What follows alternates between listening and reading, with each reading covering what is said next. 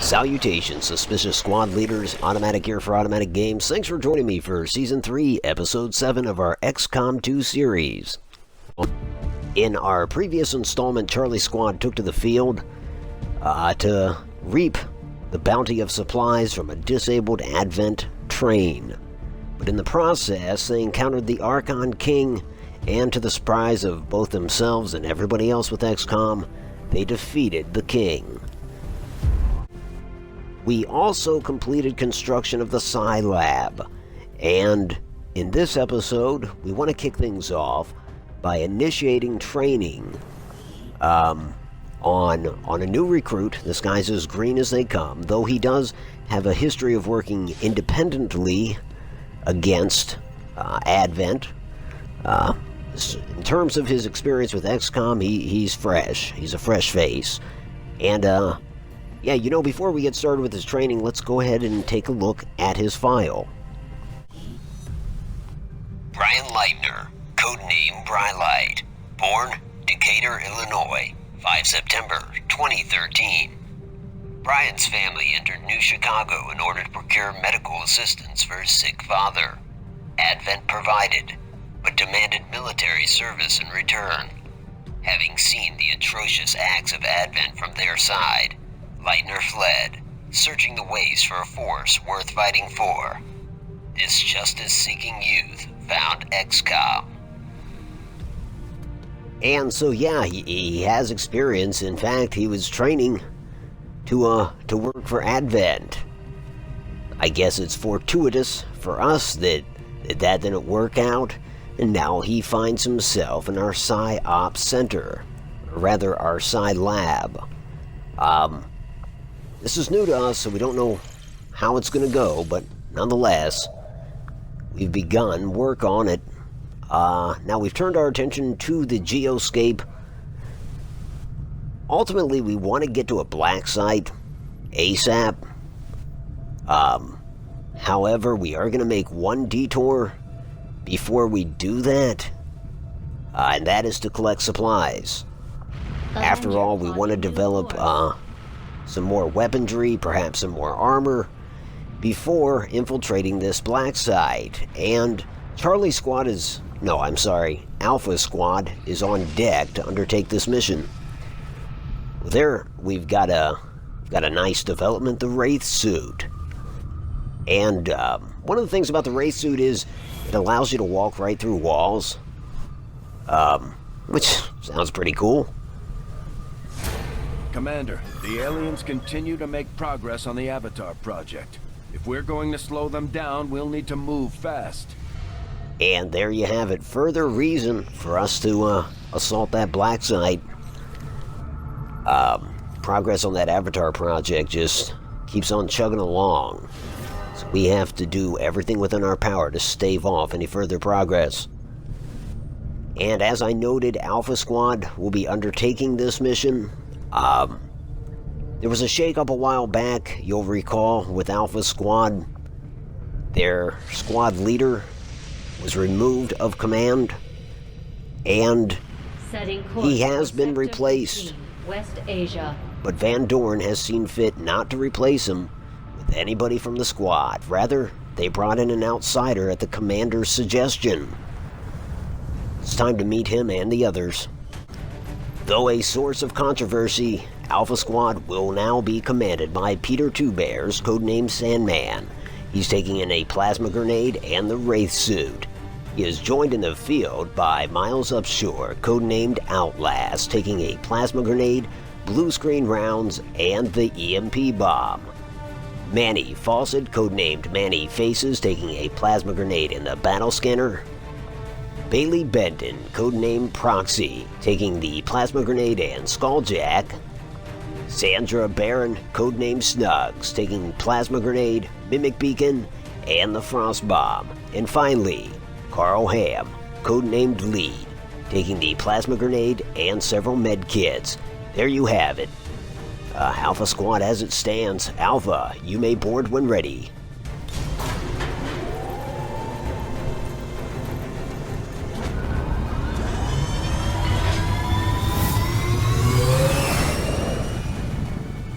Sky Ranger deployed. Menace, ready to deploy.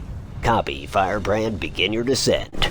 We're moving to take out a high-security Advent installation operating out of this region.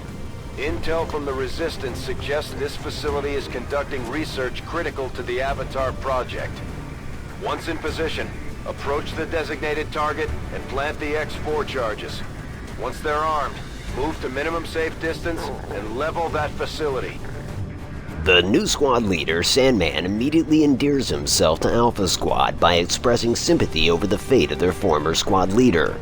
He urges them to change up their uniforms how they see fit, and informs them that they will answer directly to him in the future, not to Colonel Van Dorn. This because he is, after all, the exact same rank that Van Dorn is. Alpha Squad is boots on the ground. So not only does Sandman encourage his men to enjoy a little more liberty in terms of the way they dress, Position confirmed. he downright encourages them to paint up their armor and apply face paint. In terms of the face paint, he sees it as a sort of medicine, the likes of which would bestow good fortune upon its wearer. And though it's a very different course for Alpha Squad, they're happy to oblige. And so many of the squad members are actually wearing face paint for this op. Now I want to talk momentarily about, basically about Sandman coming in at the rank of Colonel. Going back to the hearing, on the heels of the hearing, Van Dorn was adamant that nobody in Alpha Squad be promoted to squad leader. He did this because he thought that they were all complicit in I don't want to say cowardice, but in dereliction of duty when they withdrew in the face of the Archon King. And certainly that was the thrust of his investigation of Javier Valdez. But yeah, as a result of that trial, that left the opening for squad leader. Van Dorn certainly didn't want anybody from Alpha Squad to take that position, so he advocated for an outsider to come in and take command of the squad. Copy that. The commander heard him out and agreed. I've got movement, heads up! But he caught Van Dorn off guard Digging in. when he brought in somebody as experienced as Peter Two Bears. And considering Two Bears' experience in the field, the commander decided to bestow upon him the rank of Colonel. And that's really what Van Dorn didn't see coming. He didn't see the commander giving somebody else in the XCOM organization, especially a new guy, the same rank that Colonel Van Dorn enjoys. I'm all over it. And in essence, the effect is that Alpha Squad, just like Sandman says, no longer answers to Van Dorn. They answer to Sandman instead. Affirmative. Now, we do have a turret on the grid. It's a super heavy turret or an elite turret. That's it for what's on the grid so far. And the squad is moving forward, employing a lot of stealth. And that's kind of the methodology that Sandman likes to employ. We've got 3 more on the grid now. An Advent officer, a shield bearer, and an advanced mech. Nonetheless, the squad is going to stay low and quiet as they continue to move up on the Black Site facility. So speaking again on the dynamics of both Alpha Squad and the senior staff, I think what we're seeing in terms of Sandman coming in at that rank, it's a reflection upon the commander's sincere wishes. It's a reflection upon his gut feeling as a result of that hearing. You see, when we concluded the hearing of Javier Valdez, one would easily get the impression that Damn, Alpha Squad was burned by that. And absolutely, Javier Valdez was burned by that. He tendered his resignation. And maybe by the end of that episode, you would think that they all lost. And Van Dorn, well, he won. Well, that didn't sit well with the commander. That is not what he wanted. And so that is why he promoted Sandman to the rank of colonel. Because in fact, he wanted to burn Van Dorn as well. In essence, what he wanted to do was he wanted to persuade Van Dorn never to bring up an XCOM combatant on charges again. And whether that works out or not, time will tell. But certainly Van Dorn is not happy with what has transpired. Let's do this. Now on the surface, he's as happy as he ever was. After all, Colonel Van Dorn exhibits an air of extreme loyalty to the commander. However, privately, he might very well confide that he's not cool with what went down. Now, we do have a sectopod on the grid, and damn, sectopod's got 2 troopers with it. So we've got 6 on the grid. That's not including that turret. But see how they're all grouped together? Sandman does not want to screw up this opportunity. So he tells Snuggs to deploy that frost bomb. On my way. We weren't expecting to go loud this early, but I mean, you just cannot pass up this opportunity of freezing 6 in one go. Rolling grenade! That's gotta be half of the Advent forces in this AO. And so, there you have it. 6 frozen. They're onto us! We've only got 1 on the grid that's capable of operation, and that's the turret. And of course, Outlast is armed with blue screen rounds. Let's see how they fare against this turret, or how this turret, rather, fares against them. The answer is not well. Hell yeah. Folks, this is going quite well so far. Orders confirmed. And so in a way, Alpha Squad is riding high. Moving to Overwatch. I mean, in one sense, their morale was low, but it's suddenly up because the Archon King has been killed.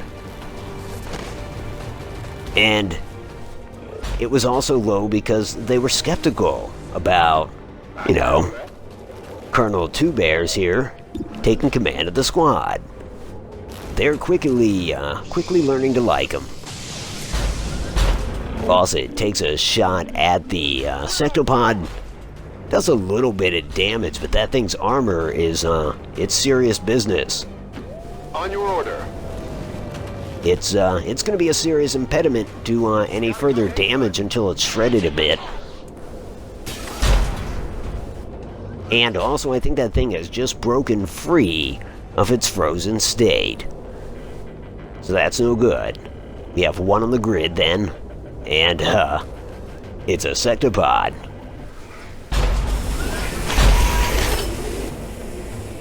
And the thing is priming its weapon and aiming that towards Sandman. We want to do something about that. Moving to position. Let's see, lead's gonna move up to the cliff's edge. And he's not in range to toss a plasma grenade. So he's gonna go into Overwatch. As to Manny, yeah, he can hit the sectopod. So he's gonna employ lightning hands first. And again, just a little bit of damage. Now he's gonna go ahead and take a rifle shot. What? Luckiest shot ever. He executed the thing. And as a result, everything within the blast radius of that sectopod took damage. Moving to Overwatch. Damn, Manny. Where'd you learn to shoot like that? Okay. I'll take it. No BS. This is as lucky as we've ever been. Outlast is going to fire a plasma grenade. It'll hit 4 of 5. The exception being the advanced mech. And it does good damage. In fact, it takes one of the enemy combatants out. We're going to follow that up with Snuggs firing yet another plasma grenade. She's got slightly better range, so she's going to be able to damage the entire lot.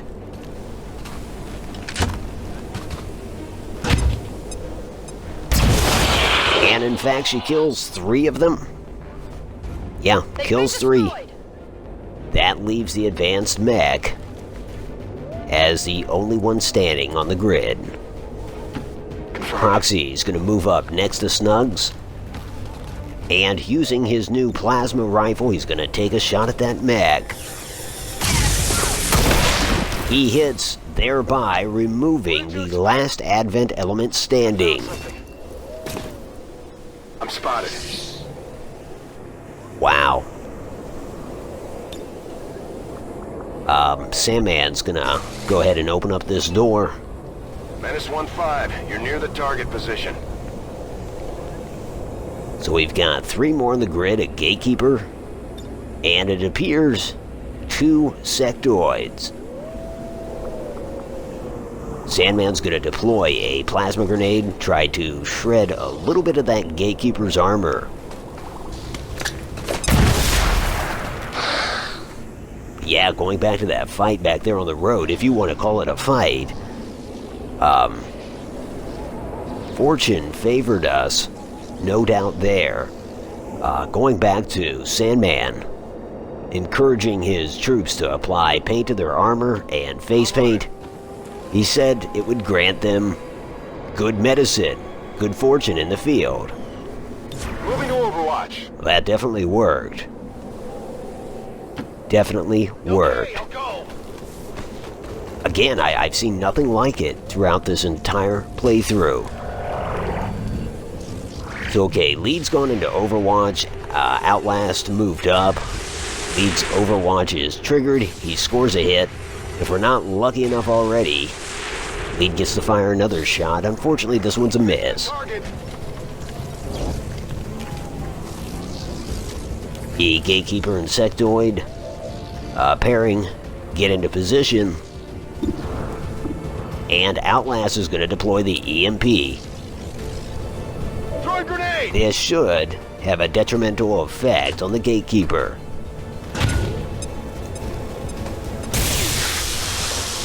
Well, as it turns out, it's got no discernible effect. Odd, because I can recall when Bravo Squad engaged the Gatekeeper, the EMP did, in fact, have adverse effects on a Gatekeeper. But, whatever, excuse me. Manny fires and misses. But, you know, we're not going to cry over that, because, again, Absolutely. luck has been a lady thus far. Snuggs gets in a good position to deploy a frost bomb in the hopes of fixing both the Gatekeeper and one of the sectoids. And I think it worked. Certainly that sectoid's frozen. Well, so too is the Gatekeeper. As to Proxy, he'll move up as well. And he's going to take a shot at that sectoid. Hopefully he'll take it out. No, not so much. Missed. Again, we're not going to sweat it. Now the question is, does Sandman go bold? Disregard the enemies and just go straight toward that objective pillar? Yes, he does. Incoming.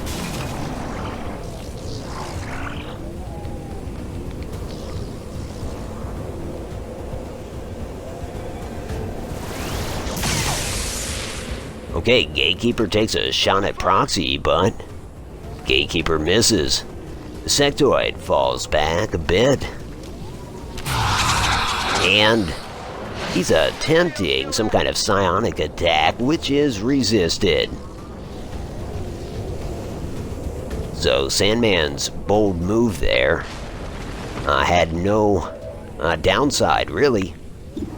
And certainly he wants to demonstrate to the squad that he's not afraid to risk everything. So he has attached a detonator. X4 charges are armed. Move to the extraction point for immediate evac. Yeah, he's gonna go for lightning hands real quick, take a shot. Did a little bit of damage. Now he's gonna activate Wraith. A benefit granted to him by that Wraith suit. It's gonna allow him to walk right through a wall. So yeah, he's gonna do that. Get behind this little boulder here.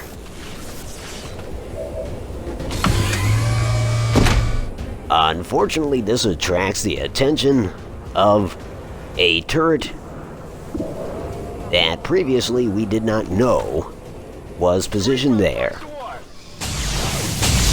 See,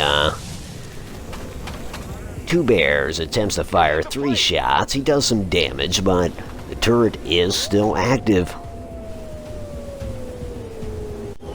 Turning our attention to Outlast, Sandman orders him to advance and fire some blue screen rounds at the Gatekeeper.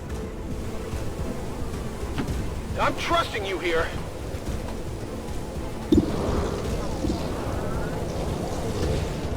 We're hoping it'll have a greater effect than the EMP bomb did.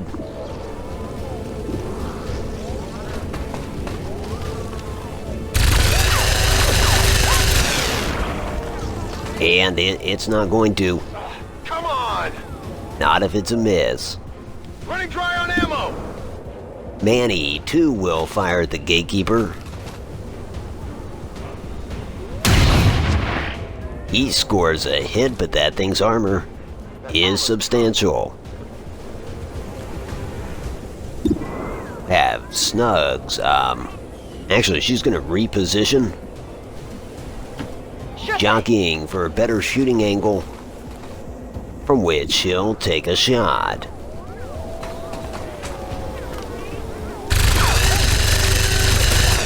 No joy. Negative damage. Next up is Proxy. He's going to deploy a plasma grenade. And perhaps he should have done this before we shot, but he's attempting to shred some of that armor. Which he does. Lead he'll follow suit. He's got to advance a little bit On the move. to ensure that he has range. And now he'll toss the plasma grenade. This should affect both the sectoid and Gatekeeper. And so it does. The Gatekeeper's armor has been negated.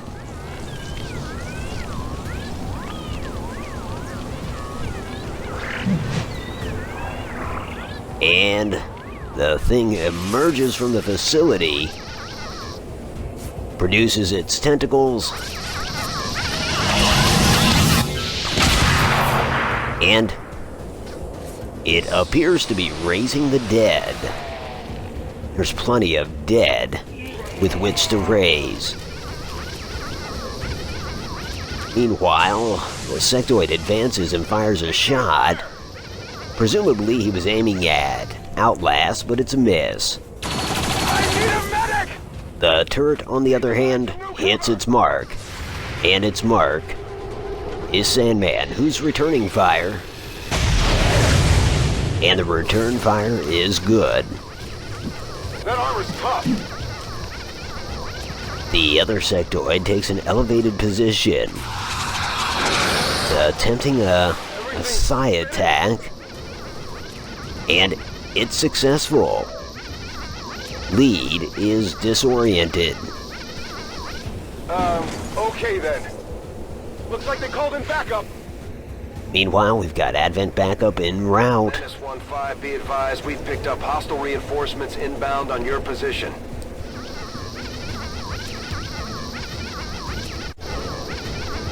So, we want to get things wrapped up here before the cavalry arrives. To that end, Sandman is going to call in for extraction. Requesting immediate evac! Get that Sky Ranger in position. Certainly we want to take some parting shots. Love to take down that gatekeeper. But even if we don't, we need to get out of here.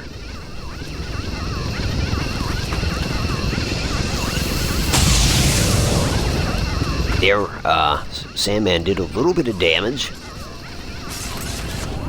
And he's going to stand by. I'm ensuring that he's the last one off the grid. So, Lead is going to move toward extraction. He will, of course, take a parting shot.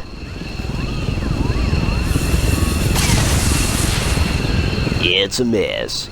After all, he is disoriented. Gonna need to reload soon. Heading home. But he's got enough wits about him to grab onto that tether. Get aboard the Sky Ranger.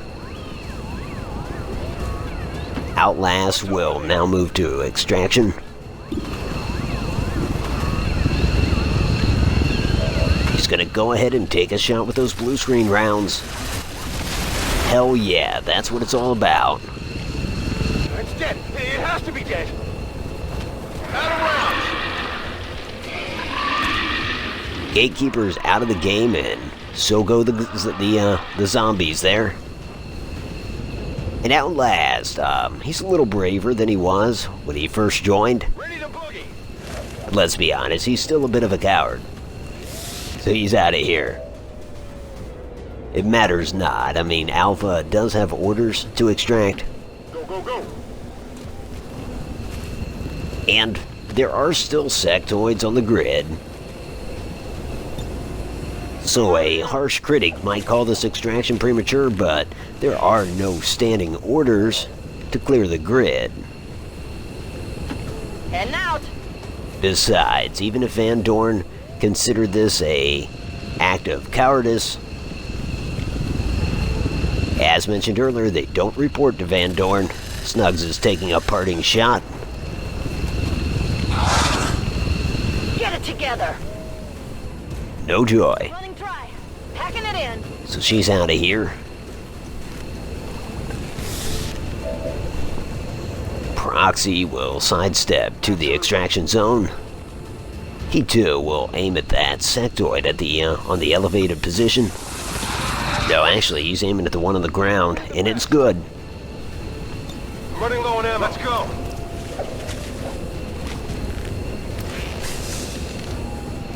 And that just leaves Sandman. The last man out. Menace 1-5, status confirmed. X4 charges detonating.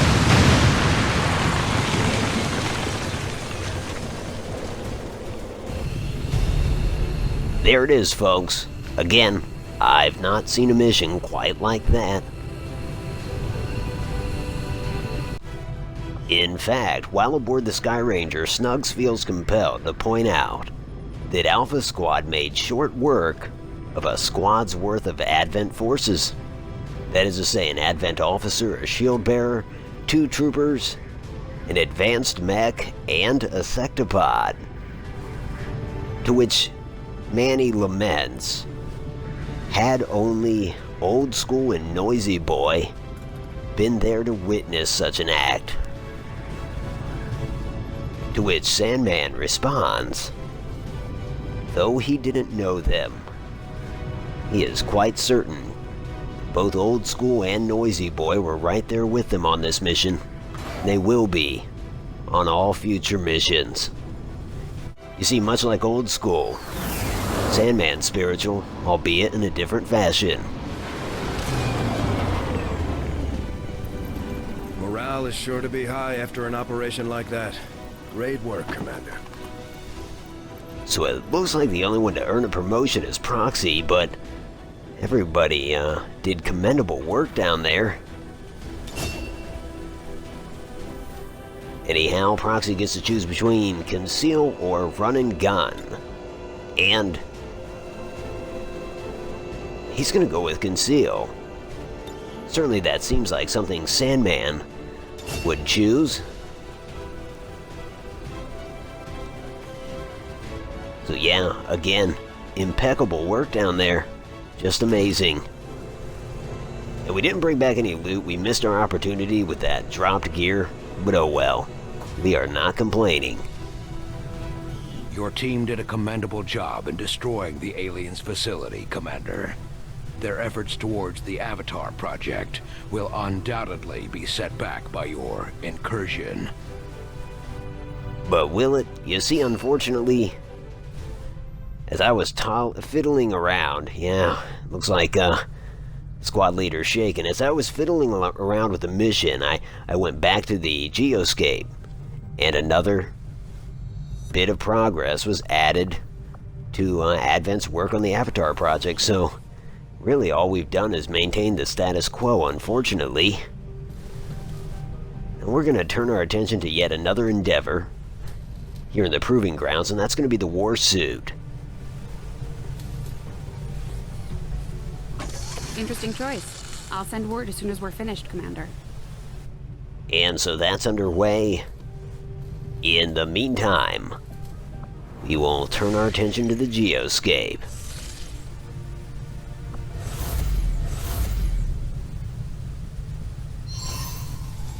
Yeah, as you can see, while we did take away one of those notches, we're actually one notch higher than we had last witnessed on film. So, we're gonna need to move on another black site very soon. And there's one of them down there in Indonesia. Commander, I think that's right now we Indonesia. don't have enough intel to get a solid bearing on the local resistance forces in that area. Well, damn. We just don't have the intel to do it yet. So we will turn our attention elsewhere. Avenger plotting new course. We'll fly to the American Southwest and begin a scan. This will grant us some materials, but not the intel that we so desperately need. Hopefully that intel comes with time, but not too much time because I don't know that we have it. So here we're witnessing, wow, several of the important figures in the right, or rather, the other right on the left, and in the white, we have Colonel Van Dorn, and seated across from him at the table is Bravo Squad Leader Weasel. To Weasel's right, standing, though not wearing his khaki uniform, is Charlie Squad Leader CJ, and there in the background is Central Officer Bradford. So yeah, several of the senior officers here. One notable exception would of course be Colonel Two Bears, because he's in the infirmary, nursing his wounds. Nonetheless, he is a topic of conversation in this room, and Van Dorn is keeping his true feelings close to the vest, but he absolutely resents Colonel Two Bears, and moreover he's confused that the commander would bring in a new guy and give him the rank of colonel, thereby intruding on Van Dorn's authority. But what can you say? It was bound to happen eventually, whether it was a new guy being rotated in at that rank or an old veteran earning that rank the old-fashioned way. At some point or another, we are going to have additional colonels. Anyways, this is Automatic for Automatic Games. If you like this, and if you are subscribed, I will talk to you soon, friends.